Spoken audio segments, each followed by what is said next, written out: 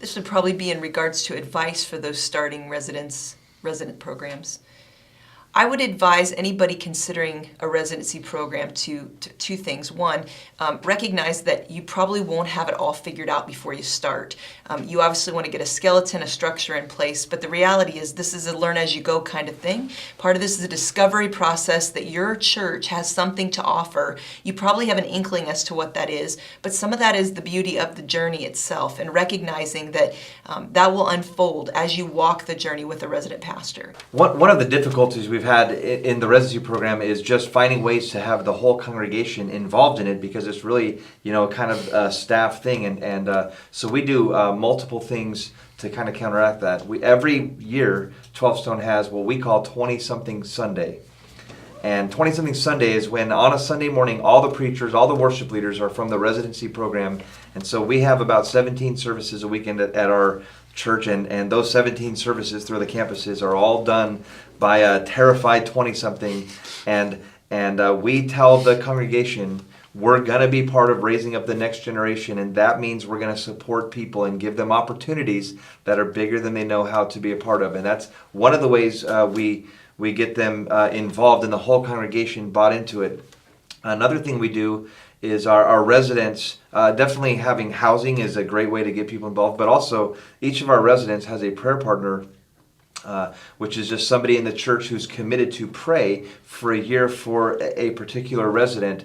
And sometimes those are relationships that become mentoring, and they meet every weekly, and sometimes it's just a silent prayer partner who's praying for that resident. But we work hard to make sure the congregation itself buys in to the process, and it's not just something happening in the corner.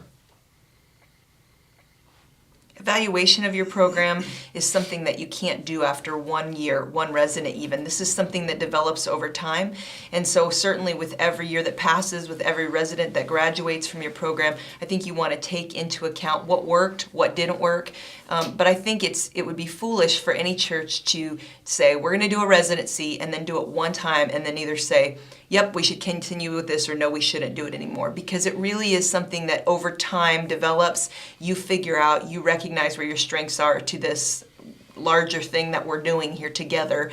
And so you have to give it time and allow it to have seasons of maturing and developing. I would say if you're going to have a residency, if you're going to be the one that's, you're doing a lot of supervising and teaching, I think one of the great things that you can really endeavor to model to your residents is that you're committed to lifelong learning. Yes, you're the supervisor, you're the coach, and so you are the source of expertise in some ways. But I also find that residents grow when they see the people over them still developing, humble where they're still leading to. And I know that there's some of the lessons I think the residents have learned is when they've watched me or others going, yeah, we're still a work in progress. Now, we're still going to give you guidance and leadership, but make sure going into it that you understand that although you're providing expertise, you're also providing a life example.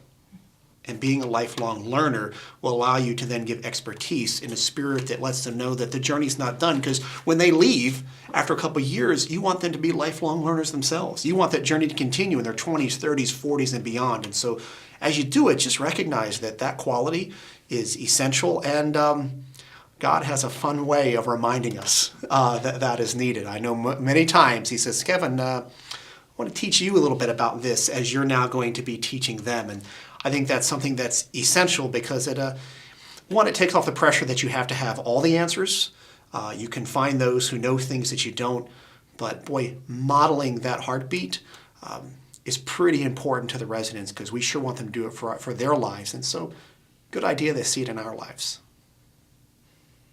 Yeah, I think it's important for residents to recognize, and for churches that sponsor residencies to recognize that these 2 years are formative. And what you want to do is make sure that you're helping them set up habits for life. So you think about your own ministry and you think about where are the seasons that I've struggled? Was it a season where I wasn't meeting with an accountability partner. I wasn't being disciplined in my own study of God's Word. Seasons where I was not investing in my continued education by reading books, by going to conferences or workshops, things that continue to refine and hone my skills, my abilities, my knowledge of God and the Word.